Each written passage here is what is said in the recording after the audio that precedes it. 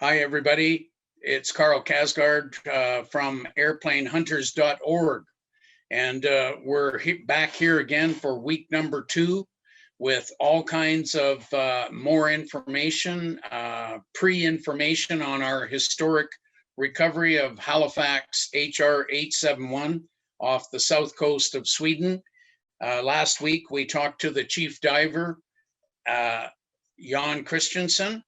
And Scott Knox is my co-host today.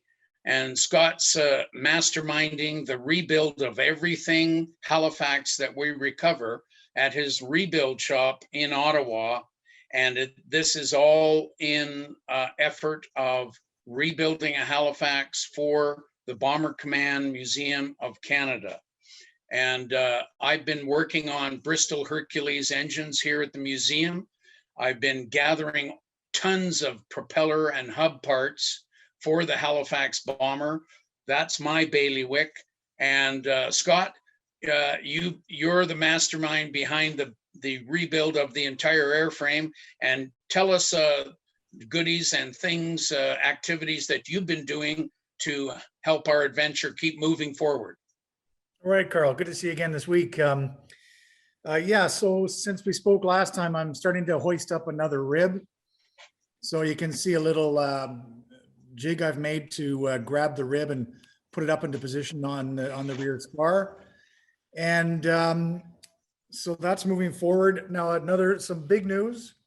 The new workshop site is now being developed up at Arnprior, Ontario. And it's pretty cool. I'm super excited. As everybody knows, we're pretty crammed here for space. We only have 1,000 square feet. So we're building a new hangar /workshop up at Arnprior. And a great Canadian pilot, Russ Bannock, flew here, but he flew at Arnprior during the Second World War, doing instructor training. So this is what it looked like back in the day. And here's a shot of our site at the threshold of 1-6. This is an active airport, by the way, with 2 active runways. And that red circle shows our site at the end of the row of hangars there. It's a really cool bunch of people. They are so keen to have us there. They're all propeller heads, and they're really, really excited to have us on site with them. And I'm hoping that we'll be able to get some volunteers out of the group as well. And here, this shows the crushed stone and whatnot going in for the floor. Oh, that's my motorcycle in the background there. And since then, there's my neighbor's hangar. Since then, I know that the forms are up for the floor, and they've put the steel in for the reinforcement. So I think they're going to pour the floor very, very soon. And all the trusses are on site as well. So super happy about this development. It's a significant investment in time and in money. And, just asking those supporters out there, we put our heart and soul into this project, right? And so if those folks out there could just please try to help us out so we can advance this project even quicker.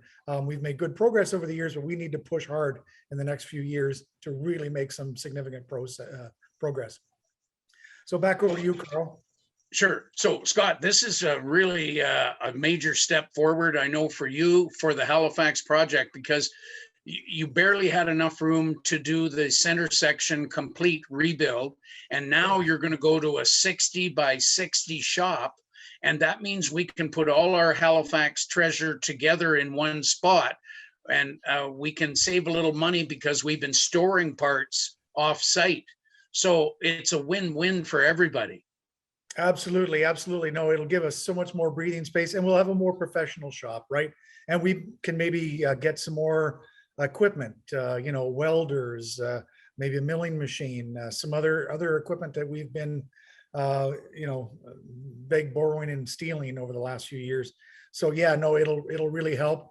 And I think what's great, we have great neighbors here at my shop, but I think being on an operating airport will be the right venue and the right place for us to be. So I think it just checks all the boxes.